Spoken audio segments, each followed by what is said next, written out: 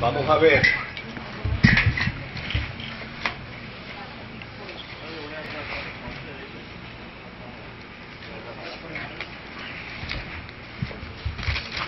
la semana pasada estuvimos hablando de la reforma en Inglaterra. Ya hemos hablado sobre el desarrollo del protestantismo en algunos países de Europa, y desde luego hay que señalar que el precio de ese desarrollo fue, ¿ya tú te oíste? Fue sumamente alto, demasiado alto. Hubo grandes sacrificios, hubo largas guerras, largos conflictos, y desde luego la cosa se debió a Dios. A Dios. Yo te amo a ti también. Cuidado con la manita. Para los que no conocen, esa es una de las hijas y uno de los nietos. El que está en la barriga es otro que viene.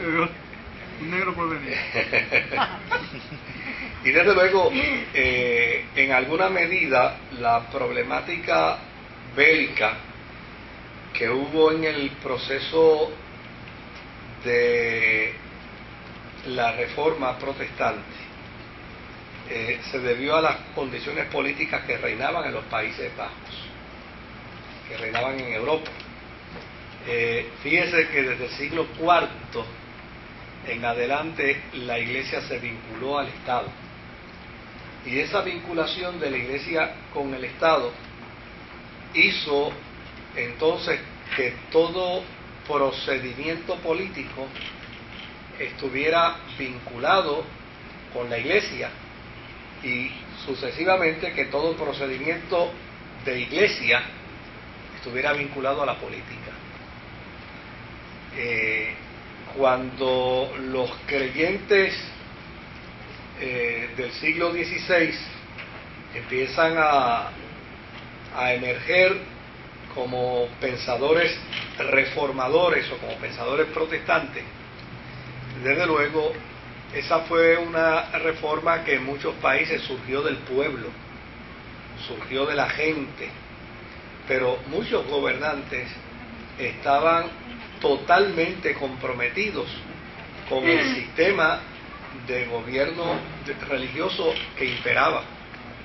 Y por lo tanto, ante esa situación, cuando estos movimientos se levantaban, estos movimientos protestantes se levantaban, la Iglesia católica pedía el auxilio de los gobernantes, y con el auxilio de los gobernantes pues obviamente venía la violencia.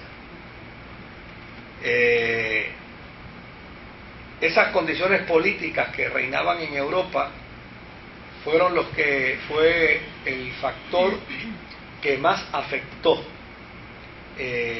la vida de los cristianos, como consecuencia de las grandes reflexiones teológicas que hacía Lutero, que hacía Zwinglio, que hacía Calvino, y que hicieron otros, porque llana y sencillamente cuando estos pensamientos teológicos se escuchaban, inmediatamente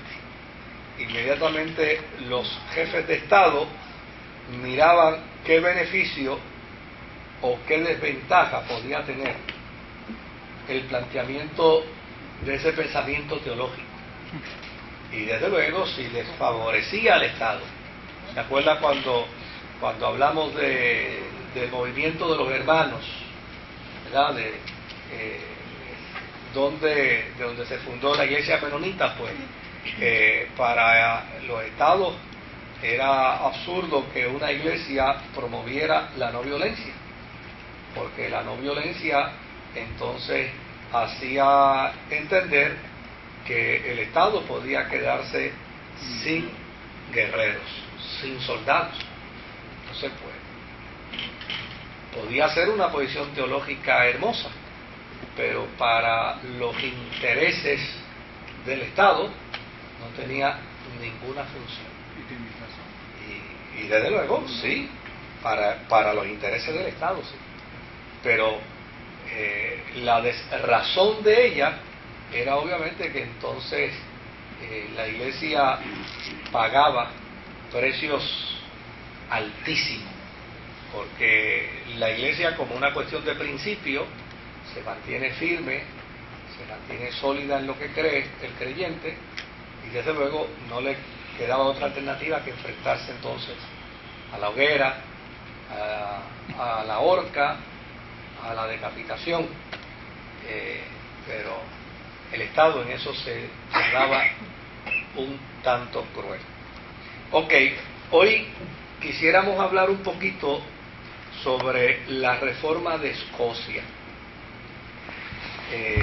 porque más adelante tanto la reforma inglesa como la reforma de Escocia como la reforma francesa nos van a ayudar entonces a entender los movimientos de reforma en Occidente. Por ejemplo, cuando hablamos hoy de la reforma escocesa, ustedes saben que la ciudad de Nueva York tiene muchos escoceses. Y desde luego no vinieron a América porque simplemente querían venir a América, sino que entonces uno puede entender las circunstancias que les hicieron emigrar posteriormente a tierras de América, como por ejemplo cuando estudiamos el movimiento de los menonitas. Entonces ahora sí podemos entender por qué razón ese movimiento se ha fortalecido tanto en América del Sur y en América Central. Cerca de la desembocadura del Rin existía un complejo territorio que en la Edad Media se le conocía como el territorio de las 17 provincias. Ese territorio de las 17 provincias es lo que hoy se conoce como Holanda, Bélgica y Luxemburgo. Estos territorios habían quedado unidos bajo la Casa de Austria, y desde luego Carlos V, el hijo de Felipe el Hermoso, los heredó de su papá. Su padre pues poseyó estas provincias, y a la hora de su muerte pues su hijo Carlos V fue el heredero de ellas.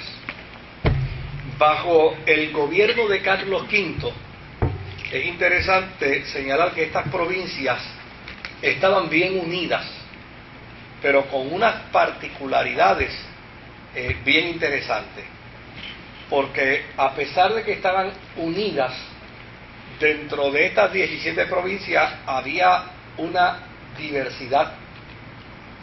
Había diversidad de lenguas y había diversidad de pensamiento desde el punto de vista de gobierno. Esa diversidad les permitía entonces a cada una de esas provincias funcionar de acuerdo a los viejos privilegios que tenían y a las formas particulares que ellos entendían debía ser su gobierno.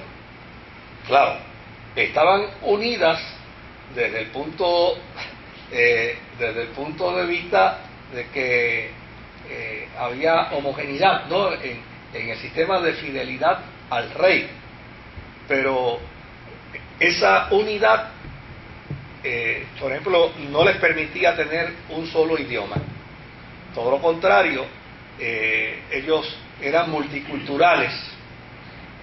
Por ejemplo, en el sur se hablaba francés y en el norte se hablaba holandés, y en medio, entre el norte y el sur, en el medio de esas provincias se hablaba la lengua flamenca. Así es que ese elemento hacía de estas 17 provincias